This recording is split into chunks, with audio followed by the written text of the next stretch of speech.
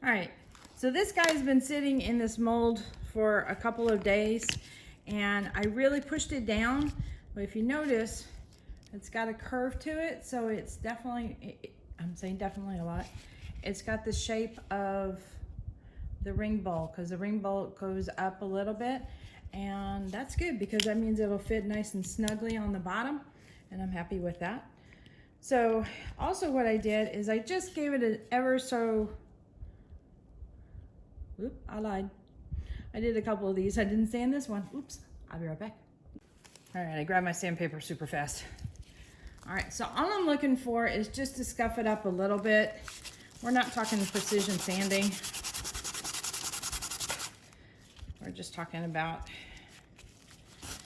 adding some texture to it so that way the resin will bond with any resin that seeps underneath it or that I apply underneath it. I'm also trying to be mindful of which end goes where.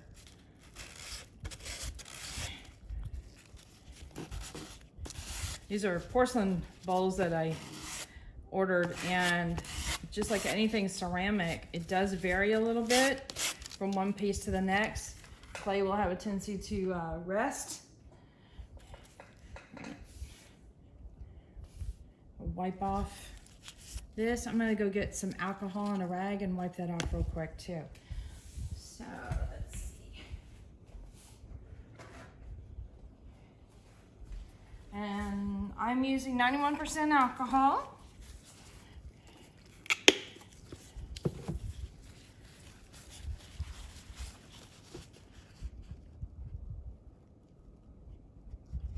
Just to help get rid of any particles that are on the back. And that's it. Simple, simple, simple, simple. Okay, this guy. It's still fairly flexible because it's a thin sheet. And you'll find that the thin sheets take a little bit of time to, well, lack of a better phrase, completely stiffen out. All right, so that's good. All right, so this next step is gonna be kind of on the simple, boring level. I'm just gonna put a little bit of resin down.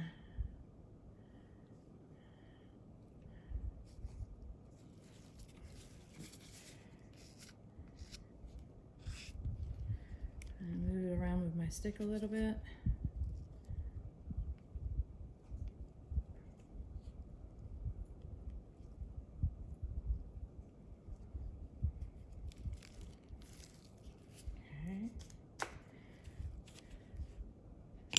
Slap that guy in place, and I'm wiggling it just to make sure it's got good contact with the bottom. All right.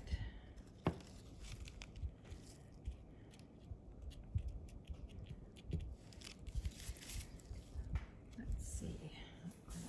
I'm trying to keep clean when I'm dealing with the ring bowls because I want the end product clean too. And I am a messy artist, so I gotta be mindful. All right, so I've got some colors already made up just to bring in something interesting. And I didn't want to do anything heavy with the colors, but let me drizzle a little bit of clear on top, because I want it mostly to be clear and the scales to really be the showstopper here.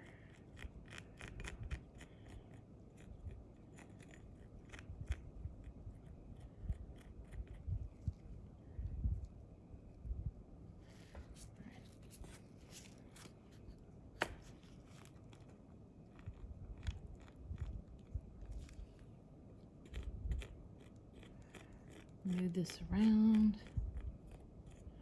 Just get everything covered. And I'll go through at the very end and clean up any of the sides I need to clean up with a little bit of alcohol and a paper towel.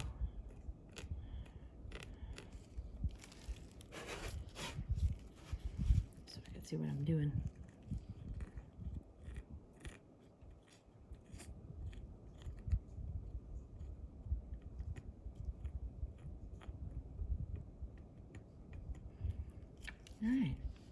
Now, since this has got a lot of texture to it, I want to be mindful of not adding too much color. So we're talking about just touches.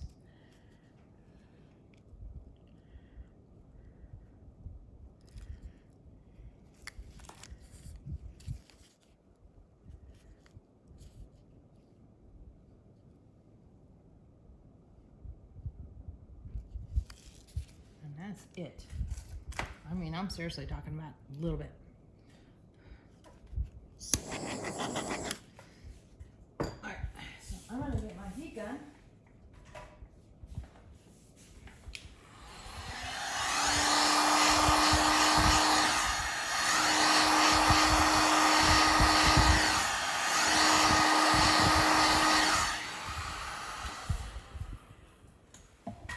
Trying to be mindful of the ceramic bowls. I don't know if there's any problem when you use a heat gun, and I don't want them cracking is what I'm getting at.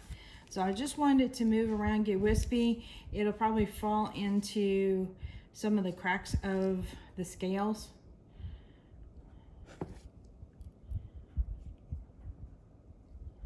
Move it around a little bit, see if I can encourage some of that to happen. But yeah, that could be interesting.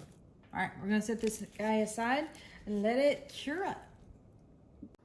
All right, so next day on this guy, it's nice and cured. There's subtle textures in there.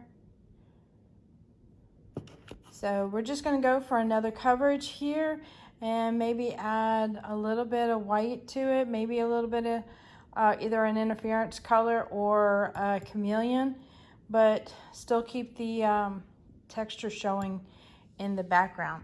Let me zoom in a little bit. So we've got bumps and such of that kind of dragon scale type of a look to it in the skin, but also not sure what you're actually seeing here. So that's kind of fun to play with. All right, let me mix up some resin and we'll get to playing with the next step. Because I definitely want this thing nice and flat because it's going to be a functional piece of art, such as a ring bowl.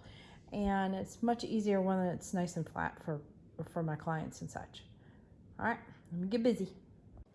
All right, I've been staring at this guy for a little bit, and I think I definitely want to do mostly clear with just a hint of some additional shimmers. I think simpler the better because I've got a fairly complex background going on and I can lose it in a hurry. Let's see, make sure my gloves are always clean, especially before working with these guys, since the containers is my final product. I try to be extra careful about my gloves being clean.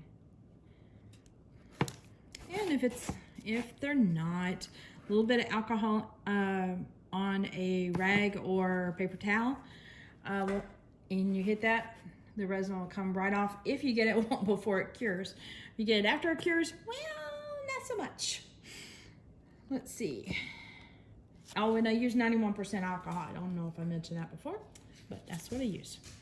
All right.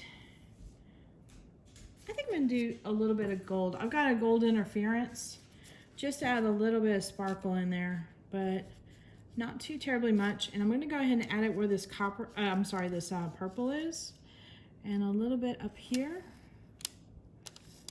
Tiny dot, if I can, right there. Okay. Let's see.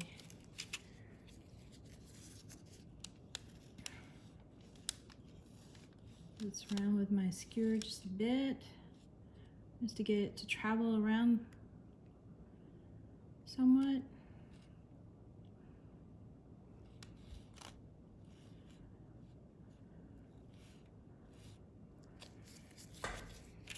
All right, get a heat gun, see if I can disperse it just a tiny bit.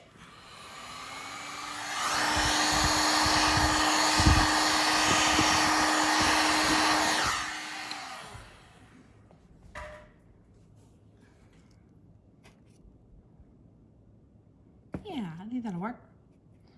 All right, bring in. All right, this sucker is really sparkly. It's got a lot of depth to it. You don't quite capture depth too well in the video, which I wish it did. But there's a couple layers in there with you got this, you got the skin look to it, you got the color on top of that, and then you've got the gold on top of that with a clear. It almost looks like clears on top of that with the way this ends up looking. So that looks pretty cool. I think I might see if I can draw some, or make some stencils with some little dragon silhouettes. And that'd be looking pretty cool in between those layers. Front gate open. Uh-oh, somebody's at the front gate. All right, dog always goes into a barking frenzy.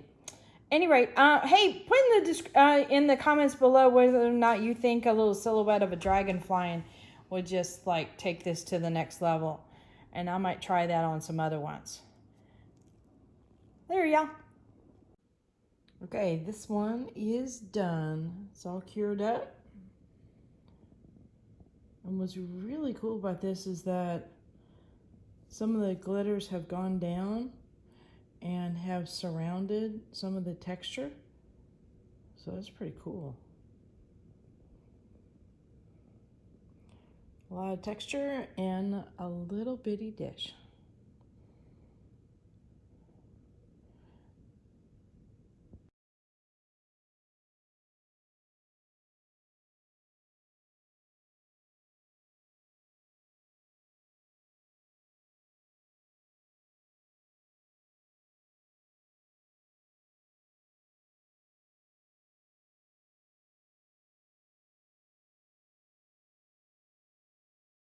That like button, hit the subscribe button, but definitely hit the bell to get notified next time I put a video up.